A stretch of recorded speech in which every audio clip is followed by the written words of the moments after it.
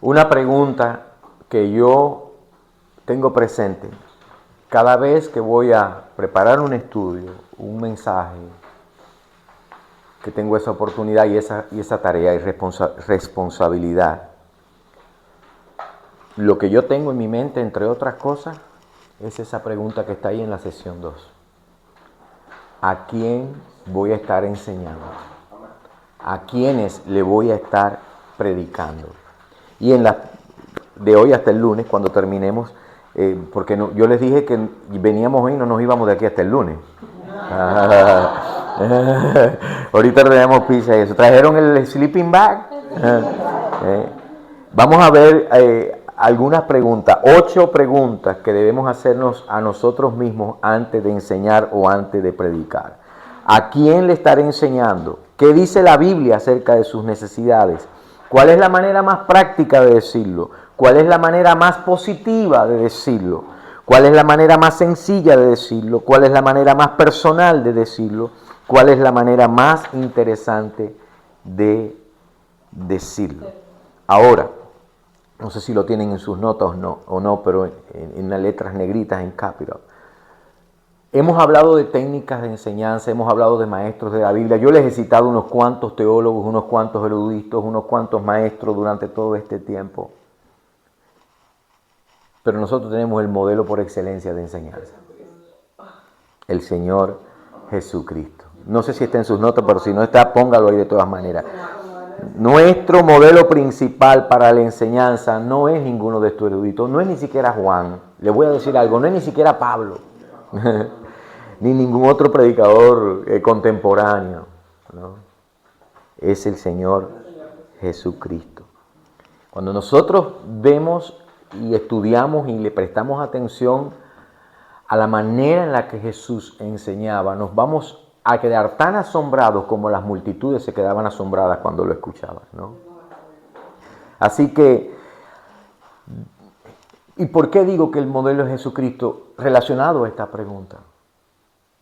Porque Jesucristo sabía a quiénes le estaba hablando cuando hablaba en las multitudes, a quién le estaba hablando cuando le hablaba personalmente, individualmente. Esta es una pregunta que Jesús tenía presente. ¿A quién le estaré enseñando? El Señor Jesucristo siempre comenzó con su audiencia.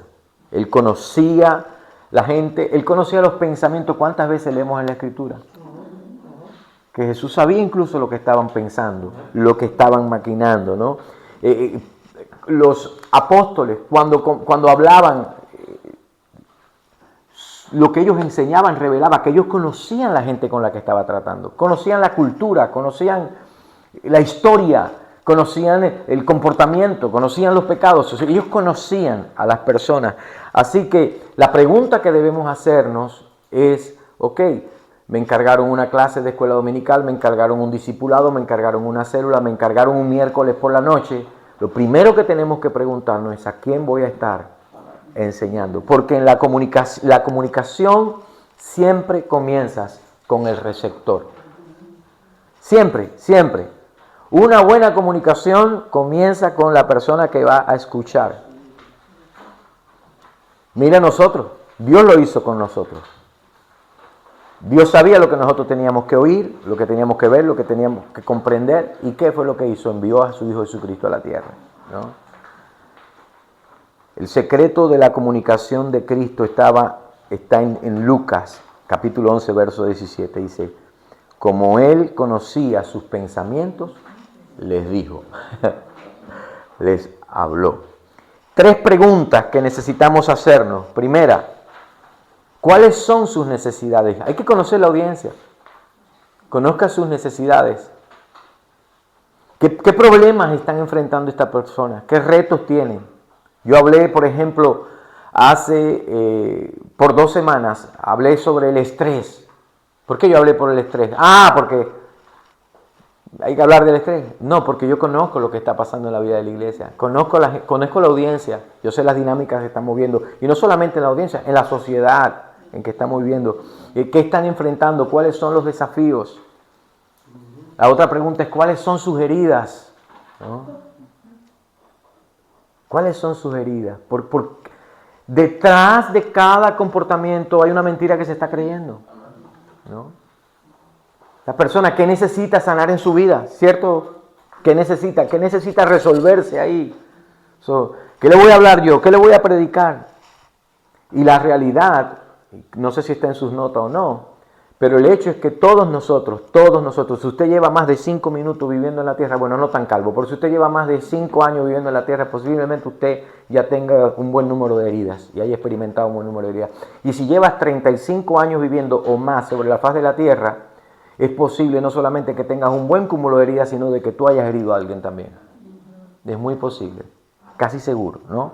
Entonces, cuando estás frente a una audiencia, tienes que ser sensitivo a eso. Tenemos que ser sensitivos a eso, ¿no? ¿Cuáles son sus intereses? ¿Por qué no? ¿Cuáles son las cosas que les motivan? ¿Cuáles son las cosas en las que ellos están pensando? ¿Qué es lo que los mueve a ellos? ¿No? Por lo tanto, Dios dice, comienza con el que escucha. En la comunicación, la persona que escucha, consciente o en su subconsciente, la pregunta presente en la mente de la persona es, ¿qué significa esto para mí? ¿Qué relevancia tiene esto para mí? Ahora mismo está pasando acá. Yo estoy hablando, estamos hablando y lo que nosotros estamos es con los radares, ¿qué significa esto para mí? ¿Qué valor tiene esto para mí? Y si encontramos valor y decimos, usted se ha dado cuenta que de repente mucha gente hablando que esto, que lo otro, y alguien habla y dice algo y todo el mundo le presta atención. Está diciendo, esa persona está diciendo en ese momento algo de valor, por lo menos para los que dirigieron la atención a esa persona. Ahí en sus, ¿por qué es esto relevante? Porque ahí en sus notas hay una caricatura. ¿La vieron la caricatura? ¿Ven la caricatura? ¿Ah? ¿Se da cuenta? Mi esposa, el hombre está llamando al pastor. Pastor, mi esposa me dejó, perdí mi trabajo, necesito cirugía y mi espíritu ha tocado fondo. Pastor, usted tiene que ayudarme. Sí, ¿cuál es la diferencia entre premilenialismo o postmilenialismo? O sea, le voy a decir como pastor y como predicador, por muchos años cometí un error. Cuando yo empezaba a prepararme o buscar material o tema para hablar el domingo, yo preguntaba, la pregunta que yo hacía es, Señor, ¿qué debo predicar el domingo? ¿Y sabe cómo el Señor transformó eso en mi vida? Que muchas veces cuando yo oraba, Señor, ¿qué debo predicar el domingo? El Señor no me decía, predica de esto, pero me ponía delante los rostros de la gente de la iglesia. O sea, la pregunta correcta no es qué debo predicar, sino es a quién le voy a predicar. No es qué debo enseñar, sino a quién le voy a estar enseñando. No se trata de mí como predicador, de yo como predicador primero, porque la clave para la enseñanza y la predicación efectiva es la gente a la que voy a estar enseñando. ¿Cuántos de ustedes creen que uno de los atributos divinos es la omnisciencia? Que Dios es omnisciente, que Dios... ¿Cuántos lo creen? ¿Verdad? Todos lo creemos. Dios omnisciente sabía quiénes iban a estar aquí esta noche y quiénes no iban a estar. Dios sabe. Mi esposa ha sido un instrumento de Dios para siempre dirigirme la atención a eso, muchas veces. Porque los pastores, por lo menos el día al principio, yo soy bien exigente conmigo mismo. Me dice, Ángel, Dios sabe quién va a estar allí. Dios sabe. Entonces, si Dios sabe quién va a estar allí, lo único que tengo que decirle a Dios, muéstrame quién va a estar allí. La palabra viene. ¿No? Yo quería compartir, yo no sé cómo se sienten los otros maestros, pero yo en particular, esto para mí, estas clases para mí es muy, muy importante, porque ese es el temor de cada vez, temor, la preocupación mía puede ser, no tanto temor de cuando estamos preparando una clase de la escuela dominical, es ese. Porque eso es lo que le pido al Señor, que me ayude a que por medio de su palabra las personas puedan ser transformadas, que podamos aprender ellos como aprendo yo, pero en el grupo nuestro en particular es tan diverso, claro. diverso, tú sabes, tenemos personas mayores solas, personas mayores con esposo, tenemos mujeres adultas solas, otras con esposo, matrimonios jóvenes, un muchacho solo. Entonces yo ya lo que eso mismo, que lo mismo que te digo a ti, viene a mi mente, el Espíritu Santo me dice, Zulema, nada, prepárate con lo que preocúpate que Cristo sea predicado, sea hablado, pero esa es de verdad que eso es algo de que me preocupa a mí siempre como maestro en el grupo que nosotros tenemos. Ahora, has tocado un aspecto muy importante y algo que Dios me está abriendo los ojos a mí y me está mostrando, y ya lo hemos hablado anteriormente y lo he hablado con los maestros también. Si queremos ser efectivos en la enseñanza, en la administración, en el formar discípulos, tenemos que conocer nuestra audiencia, tenemos que conocer la gente con la que estamos trabajando, a la gente que estamos enseñando, y tenemos que ser estratégicos en la forma en que nos organizamos. Tenemos que crear, por ejemplo, grupos de estudio de personas que tienen cosas en común afín, grupos afín, ¿verdad? Por ejemplo, tenemos madres solteras, tenemos divorciadas, tenemos personas con este problema, entonces, o personas que no necesariamente tienen que ser con problemas, ¿verdad? Pueden ser cosas buenas que tienen en común. Entonces, eso es uno. Pero lo otro que te voy a decir es, no hay un mensaje cristocéntrico que sea irrelevante. Y mientras te mantengas cristocéntrico, puedes tener la audiencia más diversa del mundo, pero lo que es cristocéntrico nunca va a ser irrelevante. Ahora, la pregunta, por eso estoy diciendo, hay que conocer, y es muy bueno, porque es la parte difícil. Incluso, les voy a decir algo más cuando digo, ¿a quién le voy a estar enseñando? Entonces, pones un grupo tan diverso, por ejemplo, y entonces puede que nos veamos tentados a enfocarnos en una persona dentro del grupo entero, ¿no? Y puede que diga, uy, allí va a estar el pastor Raúl, que tiene un doctorado, déjame meter una clase para doctores aquí de teología, ¿no? Eso no es lo que estoy hablando, estoy hablando de necesidades, de las necesidades. Ahora, la pregunta es, ¿por qué te va a dar Dios un mensaje irrelevante? Dios sabe a quiénes va a traer. ¿Por qué Dios te va a dar un mensaje irrelevante cuando Él sabe quién es la persona que Él va a traer? Por lo tanto, el enfoque está en eso. Ahora, a mí me pasa, les decía muy a menudo, y aprendí eso hace mucho tiempo, cuando estoy preparando un mensaje.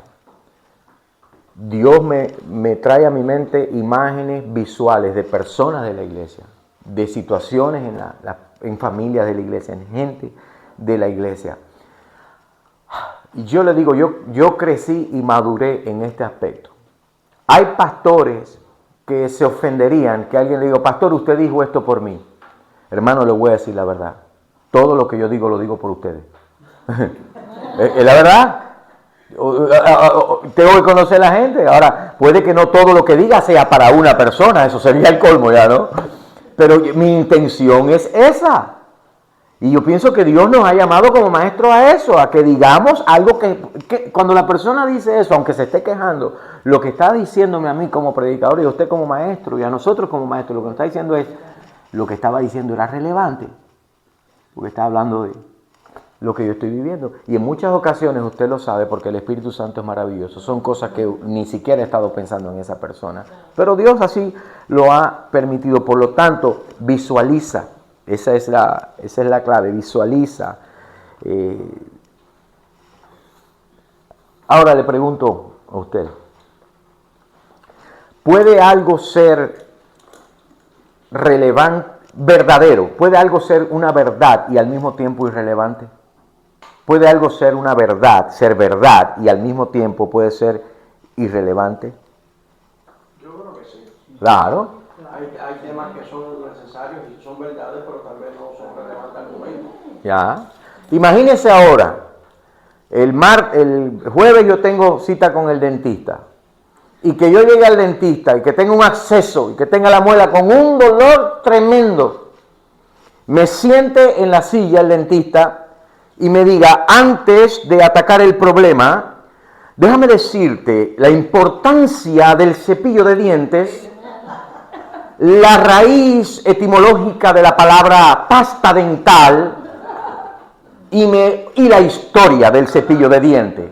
Cuando los egipcios usaban una pajita de hierba para lavarse la boca. ¿Es verdad lo que me está diciendo? Claro. ¿Es relevante? No. Hermano, déjeme decirle algo, que muchas enseñanzas y muchas predicaciones están llenas de verdades, pero que son irrelevantes a las necesidades, a la vida, a la persona. Y cuando nosotros, por eso comienza con el receptor, comienza con la audiencia. Ahora, quiero que note algo acá, le voy a enseñar algo para que vea cómo trabaja esto, qué interesante. Bueno, no sé si tengo eso en las notas de ustedes ahí. Tienen esto en las notas, cómo descubrir las necesidades de tu congregación. Una vez se me ofendió alguien porque hice una encuesta, ¿no?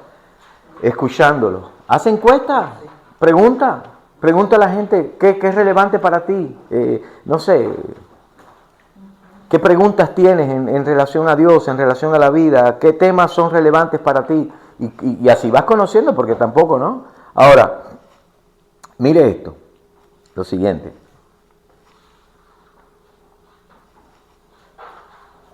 ¿Has escuchado hablar del sistema de activación reticular? Es un mecanismo que tenemos para distinguir lo que consideramos importante de lo que no. Nuestro cerebro recibe mucha información del exterior y no es capaz de procesar toda esa información. Por lo tanto, elige la información que considera relevante. ¿Y cuál es la información relevante para nuestro cerebro? Aquella que tiene carga emocional para nosotros. Nuestro cerebro elimina toda la información que no tiene carga emocional.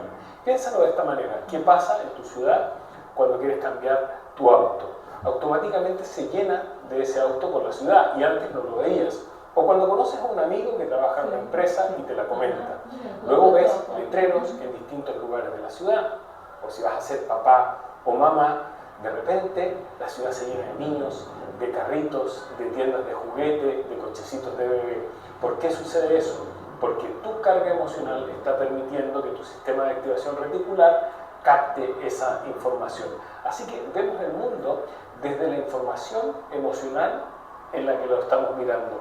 Y eso nos da una muy buena conclusión, que es cuáles son las preguntas emocionales que te estás haciendo cada mañana. Si te preguntas qué tengo hoy para agradecer, tu cerebro automáticamente buscará a qué puede agradecer. Si buscas por qué soy tan víctima de lo que me sucede, tu cerebro también te dará las respuestas.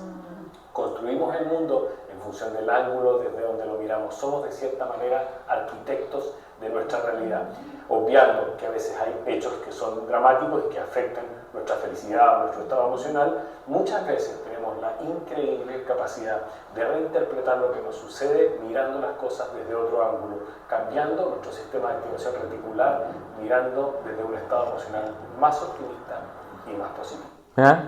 Sencillo. Eso me ha pasado a mí recientemente en dos cosas. Una, mi hijo Mateo comenzó a trabajar con Franco.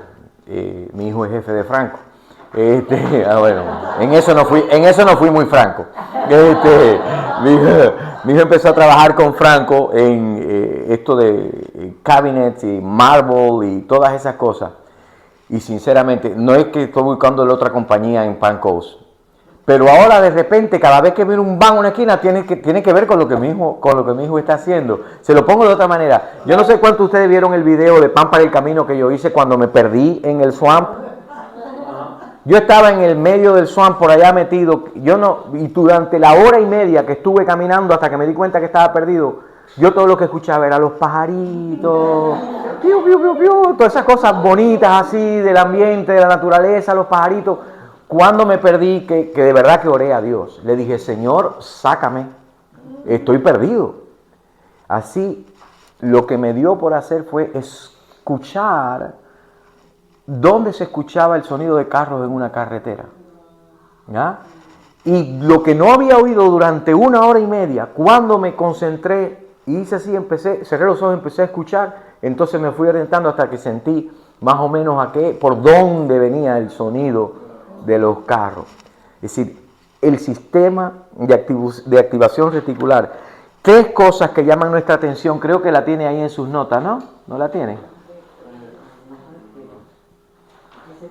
Tres cosas, bueno, si no la tienen, cosas que son inusuales, cosas que nos amenazan y cosas que valoramos, ¿no? Si no es una de estas tres cosas, ¿en qué página está? En la página 15. Si no, cosas que son inusuales, cosas que nos amenazan, cosas que valoramos. Si no es una de estas tres cosas, no lo nota. El ejemplo que él estaba usando, ¿cuántas veces nos ha pasado? Me encantó el Honda Accord en el año 2019 cuando compramos el de Zulema. No hay otro carro como este en Palm Coast hasta que nos montamos en el carro y salimos del dealer. 700.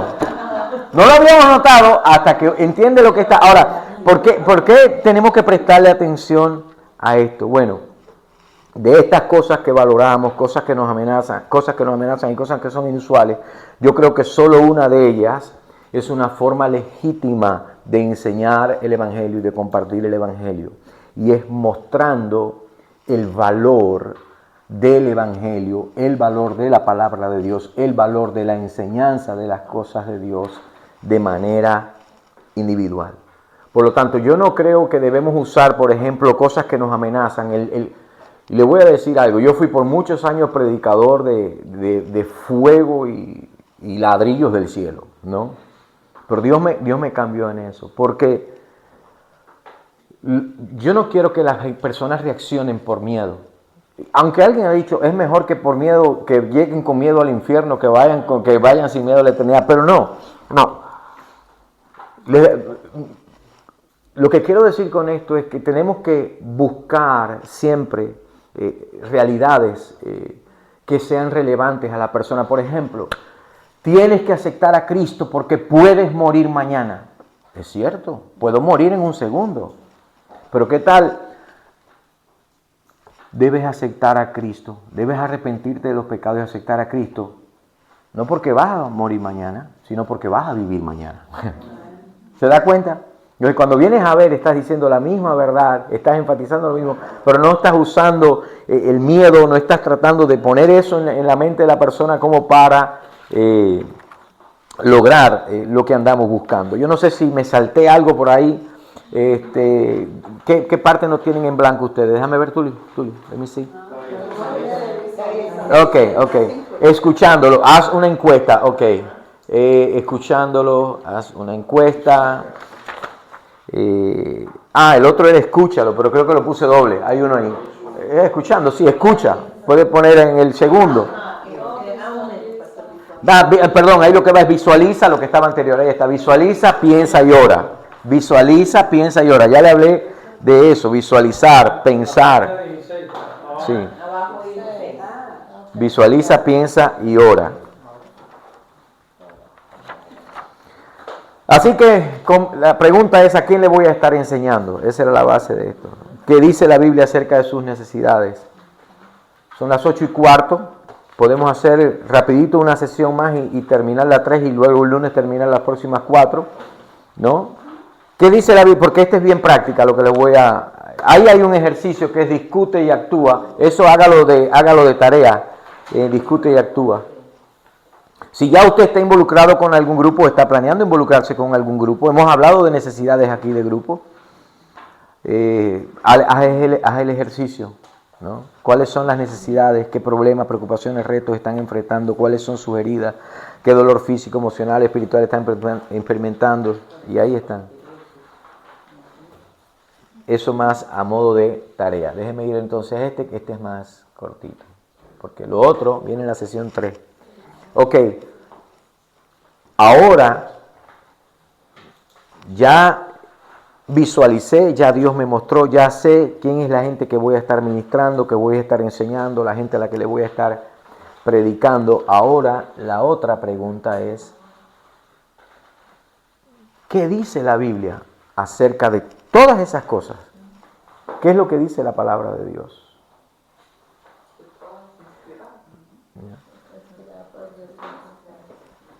Le voy a decir algo en lo que alguien lo mencionó ahorita, alguien lo dijo acá. Creo que fue la hermana Berenice, no sé quién fue, pero alguien dijo que tiene que ver con esto. Por ejemplo, les conté al principio, en la primera conferencia, le conté de una persona que se me acercó y me dijo que los cuervos que alimentaron a Elías no eran cuervos, porque cuervo es la palabra... Cuervo y árabes comerciantes es la misma, y que entonces incluso era árabe comerciante de tez oscura y por aquí que por allá, que entonces, bottom line, conclusión, no fueron cuervos, fueron hombres árabes, comerciantes de tez oscura, los que alimentaron a... ¿Sabe por qué pasa muchas veces eso? ¿Por qué vemos cualquier videíto de Instagram? ¡Wow! Y después lo repetimos. Pasa por algunas razones. Lo primero es porque en el fondo está la idea de que la Biblia no es suficientemente relevante, que yo necesito enriquecerla con todo esto. ¿Recuerdan? ¿Cuántos de ustedes recuerdan cuando estuvo de moda hace muchos años atrás los códigos secretos de la Biblia? ¿Verdad? La revelación, los códigos secretos en el lenguaje hebreo, porque si en el capítulo 1 en hebreo está con la otra y y la gente... Hermanos, usted y yo no tenemos que esforzarnos por hacer la Biblia relevante con ninguno de esos trucos. La Biblia es relevante.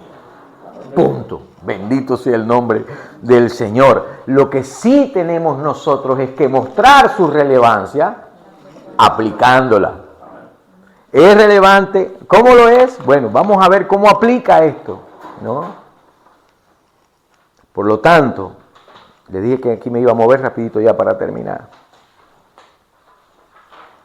¿Cómo sé lo que la Biblia tiene que decir en relación a las necesidades?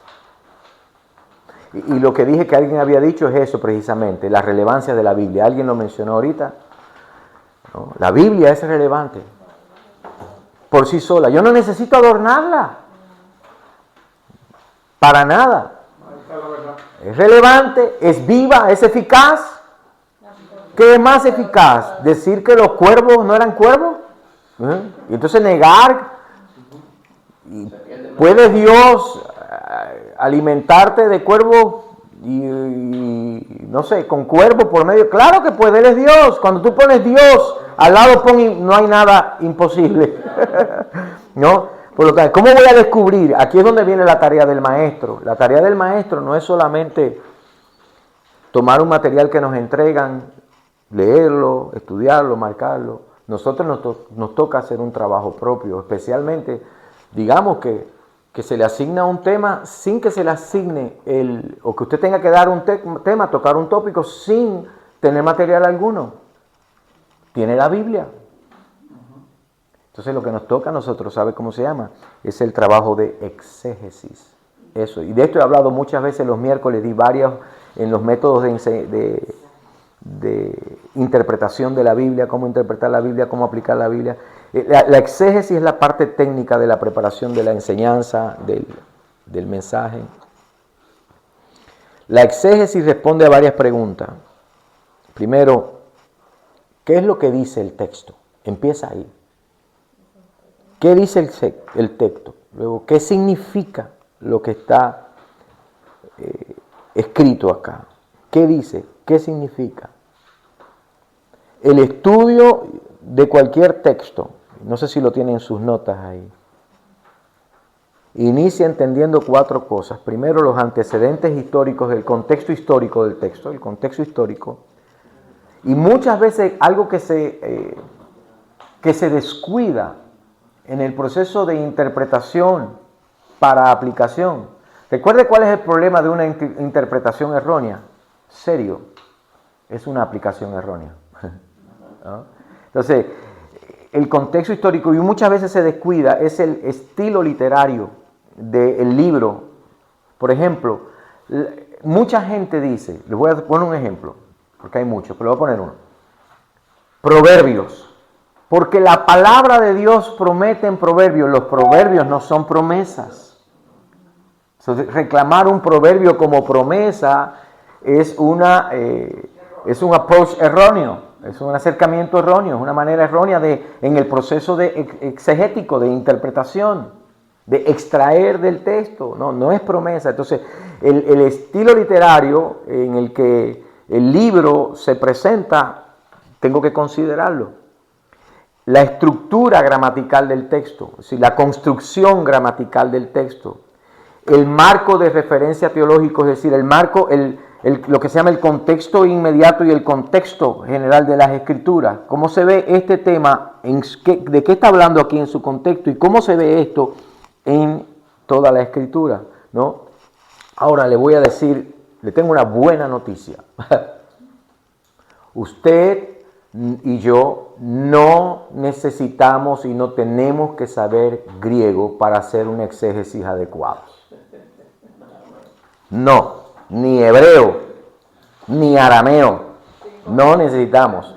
No. Así que quítese esa carga de arriba, ¿verdad? No se preocupe. Y muchas veces hacemos una exégesis, buscamos el significado de las palabras y, ¿por qué no? Porque la Reina Valera dice así, pero yo estuve leyendo oiga, tranquilo, porque tranquilo. Siempre me gusta recordar la historia de aquella ancianita que estaba en la puerta de la iglesia cuando terminó el servicio. Y vienen dos jóvenes que eran estudiantes del seminario y van pasando por frente a ella conversando y le dice un joven a otro, viste que el pastor habló de consumado es, porque en griego eso es tetelestai, papá, y no, porque también hay una connotación hebrea en la expresión, porque en hebreo, y la ancianita le dijo, qué interesante que Dios tiene que hablarle en hebreo y griego a ustedes para que le obedezcan a mí en español. Me habla y yo le obedezco. Y me habla en la Reina Valera de 1960. Yo no necesito el griego para... Entonces, quítese esa carga de arriba. No, pero le voy a decir algo que le va a ayudar y les dije que le tenía un regalo. Los que no lo tienen todavía les voy a regalar. Esto le va a ayudar. Este es en francés. Páselo ahí, hermano. Páselo para allá. Páselo ahí. Ese es... ¿Ya? Y si quiere cojan uno cada uno, ustedes tienen uno, coge otro, ¿ya? Sin problema, pues tenemos bastante, ¿ya? Sobró uno, ¿ya? Con términos teológicos, ¿no? Entonces, usted no tiene que conocer griego, pero esto lo va a ayudar porque está preparando su estudio, está hablando de cosas que necesita explicarlas, pues ahí eso lo va a ayudar mucho. Ahora, ¿cómo encuentras versículos? Investiga, estudia con tu mente, exégesis. Usa lo que Dios te ha dado, ¿no? ¿Qué dice el texto? ¿Qué significa el texto? ¿Cómo encontrar versículos relevantes en la Biblia? Busca versículos, busca en la palabra de Dios versículos que cubran las necesidades de las personas. Está hablando un tema.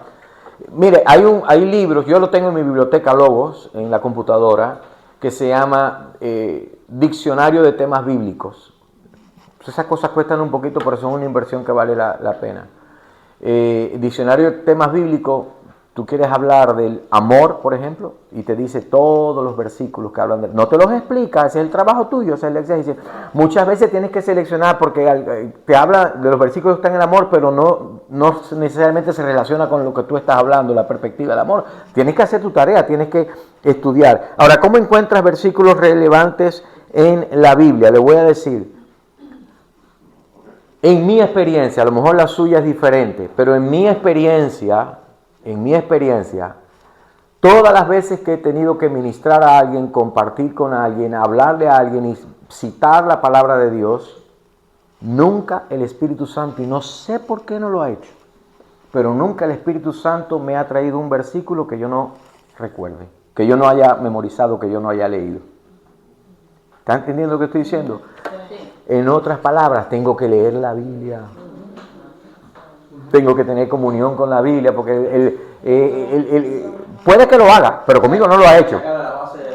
¿Verdad? Exactamente, el Espíritu va y te trae de lo que tú has leído. ¿Alguno de ustedes alguna vez le ha pasado que usted no sabe dónde está una cita, pero te recuerda cómo la marcaste en la Biblia? Como un versículo. Hay versículos que yo sé cómo están en mi Biblia, ¿no? En amarillo, que si le puse 2 rayitas, que si le puse una crucecita, ¿no? ¿Cómo encuentro versículos? Desarrolla el hábito de memorizar versículos de la Biblia. Y cuando hablo de memorizar, no quiero decir que, creo que fue el padre Félix Varela en Cuba el que dijo, el que aprende de memorias no aprende, ¿no? Pero por lo menos memoriza, yo sé, tratas de retener esos versículos que son relevantes. Les digo cuáles son muy fáciles de recordar. Los que han sido relevantes para ti. Esos que un día te impactaron así, tú, wow, ¿no? Entonces, muchas veces el Espíritu Santo va a traer a la mente, obviamente, los versículos que tú has tenido contacto con ellos, ¿no? Haz una lista de todas las palabras, estábamos hablando del tema, cómo preparar el tema, haz una lista de todas las palabras relacionadas al tema. Si vas a enseñar una serie sobre la cruz, ¿ya?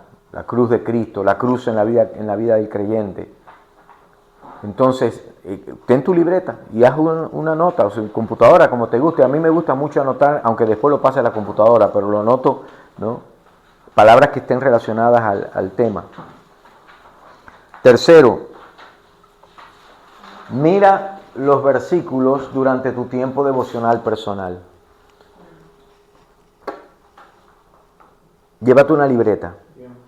No te pongas si tu tiempo es devocional con Dios para estudiar la palabra, para tener devoción, para orar y todas estas cosas, no te pongas a preparar un mensaje y digas que estabas haciendo un devocional, pero llévate una libretita, porque yo voy a decir, a mí me han venido muchas ideas tremendas, o digo yo que son tremendas porque me vinieron a mí, ¿no? Pero me han venido ideas, algunas ideas a la cabeza cuando estoy orando, pero yo no interrumpo mi tiempo de devoción para entonces irme a prepararlo. No, yo lo anoto, y me sigo moviendo, sigo buscando, sigo durando. Le voy a decir, use las herramientas que existen, use concordancias, eso lo tiene en sus notas completo para descubrir lo que Dios ha dicho acerca de ese tema. Le hablé del diccionario de temas bíblicos, es muy, muy útil, diccionario de temas bíblicos. Y usa un cuaderno para crear tu referencia personal de temas bíblicos.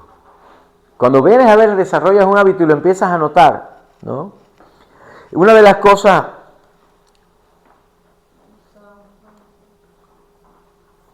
y lo guardas, porque por ejemplo, un estudio bíblico acerca del gozo del creyente, y tú haces tu tarea y recopilas todos los versículos bíblicos que tienen que ver con el gozo del creyente y lo tienes y los anotas.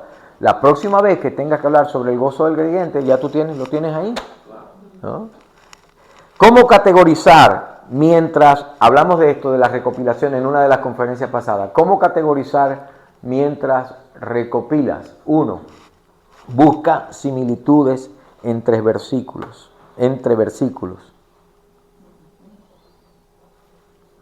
Busca temas recurrentes. No sé si tienen ahí las 6 preguntas del periodismo, ¿verdad? ¿Cuáles son? ¿Quién? ¿Quién lo dijo? ¿Qué fue lo que dijo? ¿Cuándo lo dijo? ¿Dónde lo dijo? ¿Por qué lo dijo? ¿Y cómo lo dijo? ¿No? Y no vamos a entrar en detalles sobre esto, pero en un momento vamos a hablar acerca de esto. Reflexiona, escucha con tu corazón. Reflexión es simplemente otra palabra para meditación. Otra palabra para meditación.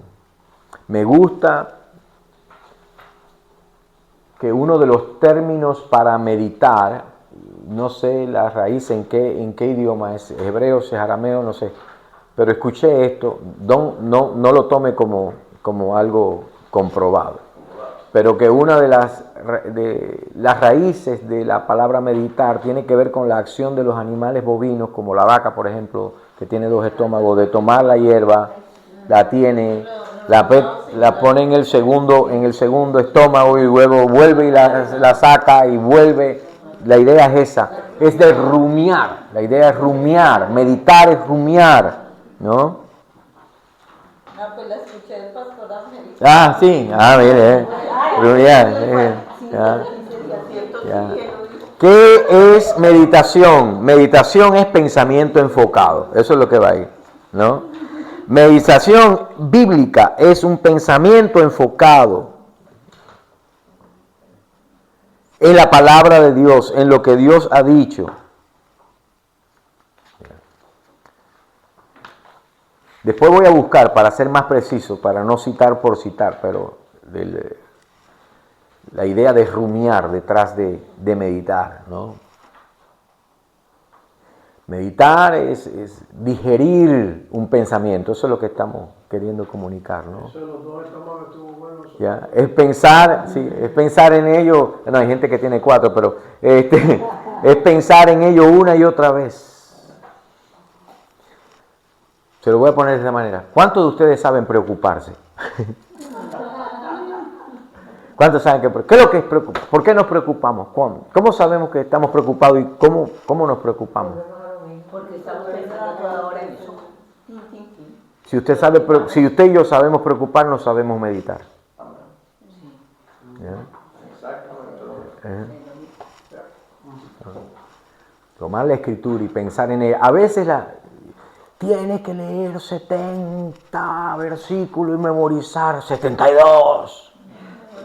Yo te digo, coge 2 y pásate el día entero rumiándolos para que tú veas. Pasa el día entero meditando en ellos. 3, 4, ¿no? Si puedes 10, pues mejor. Si puedes 20, mucho. Pero... Y algo importante, no puedes apresurar la reflexión.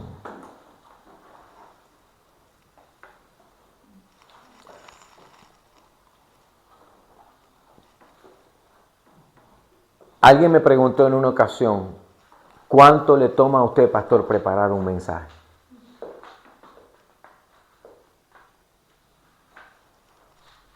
Toda la vida. Preparar un mensaje toma toda la vida. Ahora, yo sé que está hablando de la parte técnica, cuánto tiempo dedicas, cuánto te sientas, todo lo demás. Pero yo les digo algo. Número 1, cuando estoy preparando una enseñanza, un mensaje, lo mejor que puedo hacer es no apresurarme. Por eso yo tomé, y creo que le hablé de esto hace un tiempo, yo tomé una clase de predicación expositiva con quien para mí es uno de los más grandes expositores bíblicos y comunicadores, predicadores que ha existido en Estados Unidos, el pastor Adrian Rogers. Y precisamente tenía que ver con eso. El tema del seminario se llamaba Is Monday, but Sunday is coming. El lunes, pero el domingo ya está aquí. Y les he dicho varias veces, yo personalmente no creo en la fresca unción de los domingos en la mañana. Que no te has preparado la semana entera, no has hecho el trabajo y te apresuras ahora a una reflexión, meditación, exégesis y aplicación apresurada tiene el potencial de llevar unos cuantos errores o posiblemente de no comunicar exactamente lo que Dios quería comunicar, aunque no tenga errores, ¿no? No sé si hizo sentido eso, pero bueno. Esto he aprendido también en mi práctica. Tus pensamientos más creativos vendrán siempre después de un tiempo de descanso. Después de un tiempo de descanso. Por lo tanto, necesitamos hacer planes. Hermanos, el descanso es esencial. El descanso es esencial. Yo no sé cuántas personas pueden fluir con multitud de ideas bajo presión. Yo no puedo. Cansado. Solamente la gracia de Dios en ocasiones, ¿no?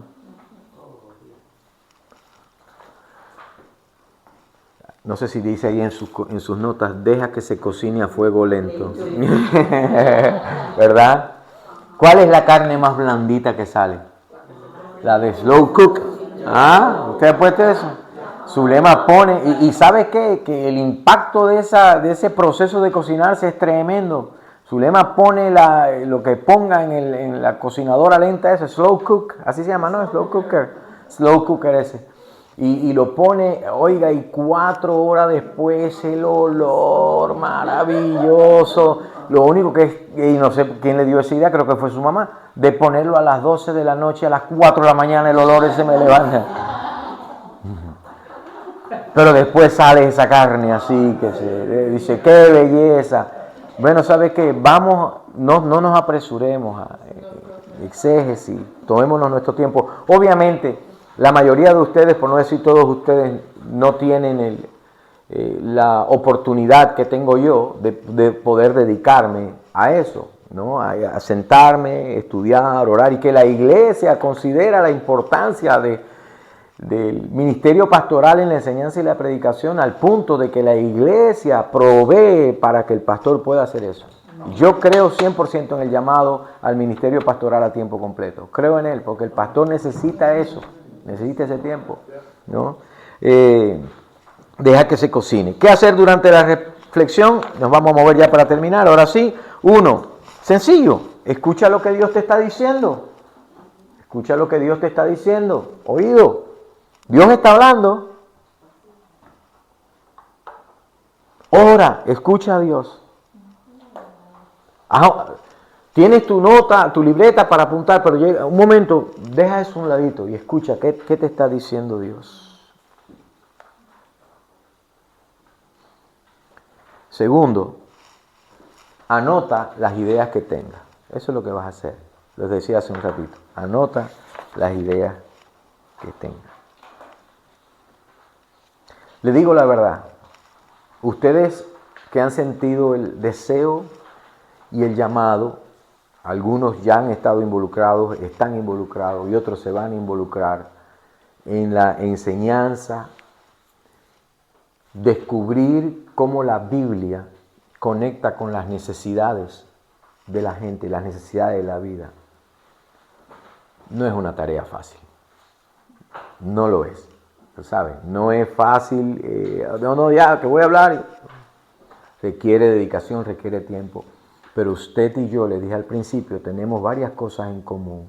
Y una de ellas es el Espíritu Santo que nos lleva a toda verdad. Así que este es un estudio práctico. Tienen una guía de estudio de temático. A mí me gusta decirle temático más que tópico, ¿no? El tema, ¿cómo puedo amar mejor a aquellos a mi alrededor?